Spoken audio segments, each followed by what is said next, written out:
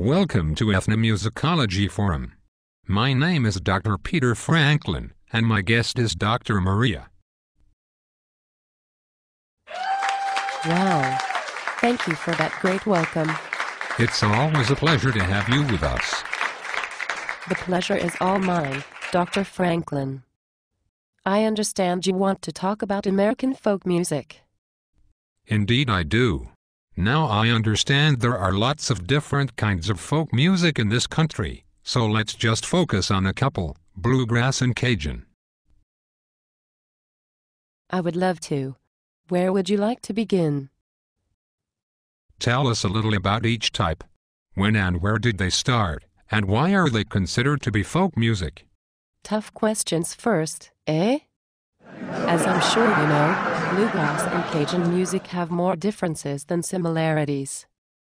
Bluegrass, for instance, is quite young as a music genre, and it was invented as a style by one person. You mean Bill Monroe, of course. That's right. He started Bluegrass in the late 1940s when he formed a band called the Bluegrass Boys. Since then, Bluegrass has continued to evolve, and it has become a major element of American country music. Cajun music, on the other hand. Cajun music has been around for a much longer time, centuries in fact. And there was no one person who invented it.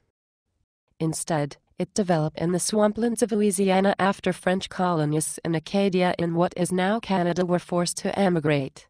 So, unlike Bluegrass, Cajun music is a type of ethnic music. It's music associated with French-speaking peoples of Louisiana. That's right. Of course, Bluegrass has roots in the mountain music of Scotch-Irish settlers of the Appalachian Mountains. But it also has influences from black musicians of the South and from the North. What are some other differences? A very important one is linguistic. Cajun is sung in French, while Bluegrass is most often sung in English. When Bluegrass is performed overseas, it is sometimes sung in the native language of the singers, but usually it's performed in English. Instruments are rather different too, right? Oh yes.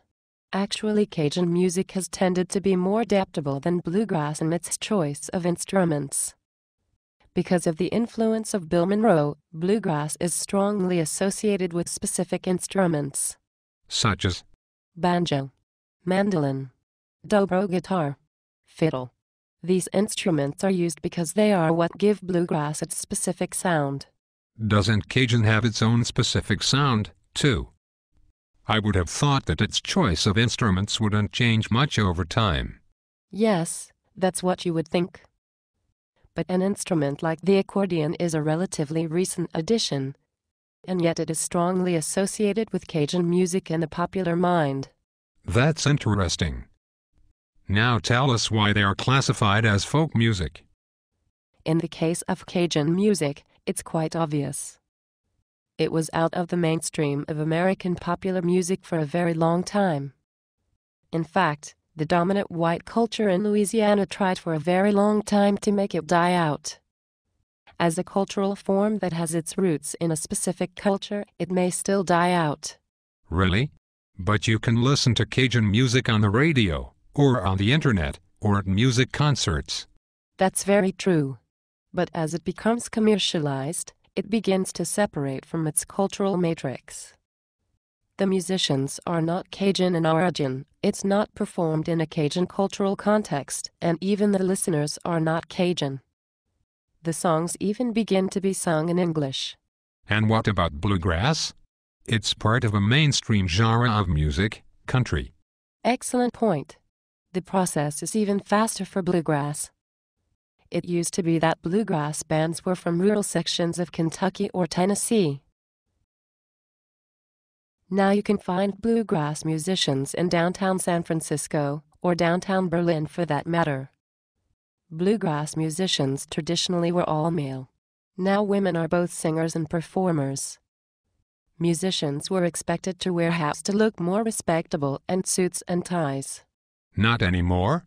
Unfortunately, no. But the music that is performed is still Bluegrass, because it still has enough of the original characteristics that made it a unique genre.